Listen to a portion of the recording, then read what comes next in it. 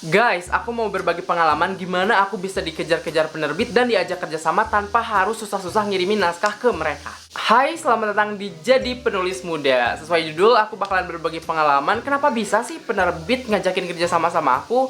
Padahal dulu aku itu ngajuin ke penerbit, kemudian ditolakin terus. Kok sekarang aku bisa diajakin kerjasama, bahkan bukuku akan ada di Gramedia juga. So, pastikan kamu sudah subscribe, like, share, dan komen supaya orang lain pada tahu channel ini.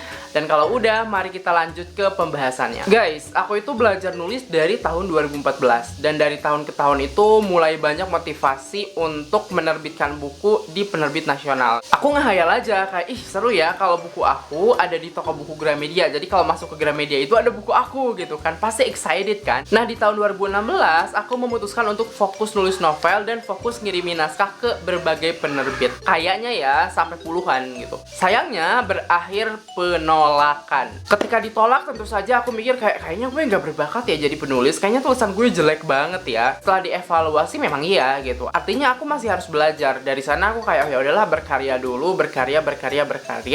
Hingga di tahun 2018 buku pertama aku terbit dan bisa tersebar di Gramedia. Aku bahagia dong, kayak wah ketika datang ke Gramedia ada buku aku, ada karya aku. Namun masalah belum selesai sampai sana. Itu tuh naskah pertama dan sekaligus naskah terakhir. Dari 2018 itu aku nggak nerbitin buku lagi karena naskah aku ya ditolakin lagi gitu. Setelah diterima itu satu kali 2019, 2020, 2021, 2022 itu nggak ada nerbitin buku. Di tahun 2021 aku mulai merasa gimana caranya sih supaya gua itu nggak ngirimin naskah penerbit, tapi penerbit yang deketin gua gitu. Mulailah konten di YouTube gitu, tapi di YouTube pun belum ada perubahan gitu, kayak aduh masih dikit juga subscribernya. Sampai kemudian aku memutuskan untuk konten juga di TikTok dan di Instagram. Dari sanalah semuanya bermula gitu.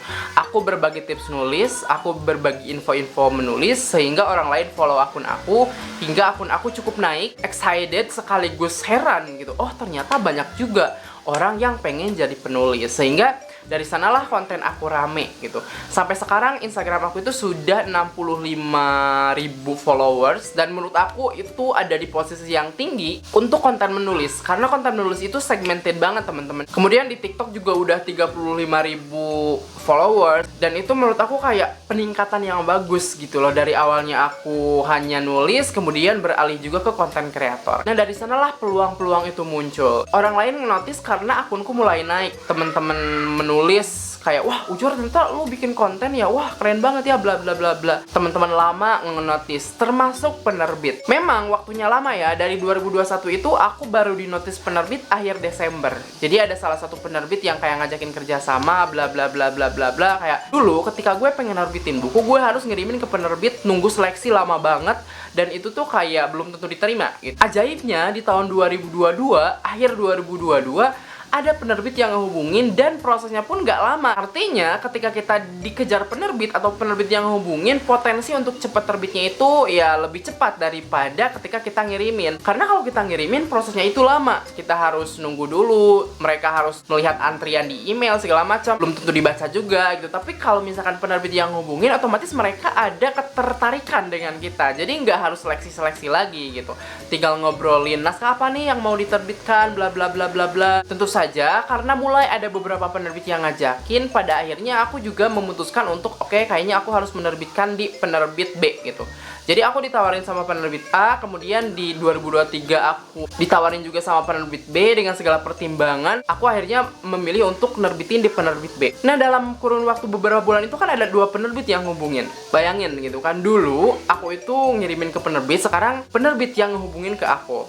Sebelum 2 penerbit itu pun sebenarnya udah banyak penerbit indie yang nawarin bla bla bla bla, tapi aku pengennya penerbit mayor yang ketika bukunya terbit, buku aku itu bakalan ada di Gramedia. Dan bukunya sekarang itu udah dalam proses gitu. Bahkan bentar lagi akan pre-order juga. Kalau kamu kepo judul bukunya, ini aku kasih tahu. Dan sekarang bahkan novel aku pun akan terbit juga, kayaknya pertengahan 2023 atau bahkan akhir gitu. Karena ada juga salah satu novel aku yang memang akan terbit di salah satu penerbit. Jadi tahun ini tuh kayaknya aku bakalan nerbitin nerbitin 2 sampai 3 buku. Sampai sekarang aku masih nggak kebayang gitu, karena dulu aku ngajuin ke penerbit, prosesnya lama, segala macam. Sekarang malah penerbit yang ngehubungin aku, ngajakin kerjasama, nerbitin buku, segala macam. Bahkan ada potensi untuk berkelanjutan gitu. Jadi nggak cuma sekali. Terus aku mikir ya, oh ternyata menarik perhatian penerbit itu perlu gitu. Jadi buat temen-temen yang sekarang lagi susah nih, kayak pengen nerbitin buku, udah ngirimin tapi sulit banget, nggak diterima-terima, mungkin sudah saatnya teman-teman muncul sebagai penulis. Teman-teman ngonten, teman-teman bikin sesuatu yang mungkin orang lain itu jadi tertarik. Lambat laun ketika orang-orang tahu teman-teman nulis, mungkin ada salah satu penerbit yang oh ternyata dia penulis juga, ajakin kerjasama ah. Jadi di zaman sekarang penting banget untuk kita bisa muncul gitu loh. Bayangin kan, banyak sekali calon penulis, tapi kalau ada 1-2 penulis yang bisa memunculkan diri, itu tuh jadi nilai plus. Dan ketika kita sudah punya nilai plus tadi, orang lain gampang untuk mengetahui kita, dan akhirnya mungkin di-notice juga sama mereka. Nah, setelah dipikir-pikir lagi, aku pada akhirnya menyimpulkan bahwa personal branding seorang penulis itu penting banget. Jadi kita harus bisa menjual diri kita gitu loh, selain karya gitu. Karena kan kalau dulu ya udah nulis aja, tapi sekarang kita juga harus pandai memancing orang lain untuk datang ke kita gitu loh. So teman-teman, thank you udah nonton video ini. Semoga videonya bermanfaat dan ngasih gambaran gimana aku yang awalnya ngirimin ke penerbit, pada akhirnya justru penerbit yang ngajak kerjasama ke aku gitu loh. Kalau bahasa narsisnya, aku itu dikejar-kejar penerbit gitu loh. Video ini bukan untuk ajang pamer again, tapi untuk ngasih tahu gitu ke teman-teman bahwa menjadi penulis di zaman sekarang itu sangat kompleks. Kita nggak hanya nulis, tapi dituntut untuk melakukan berbagai hal lain. Oh iya, buat kamu yang pengen belajar nulis novel dari A sampai Z, aku punya kelas nulis, dimana di kelas ini tuh kamu bisa belajar dari 40 video yang aku sediain. Kemudian ada grup Telegram yang di dalamnya kita bisa sharing, dan yang paling penting adalah naskah kamu bisa aku bedah di Zoom meeting. Untuk info lebih lanjutnya, klik link di description box. So, bye-bye semuanya.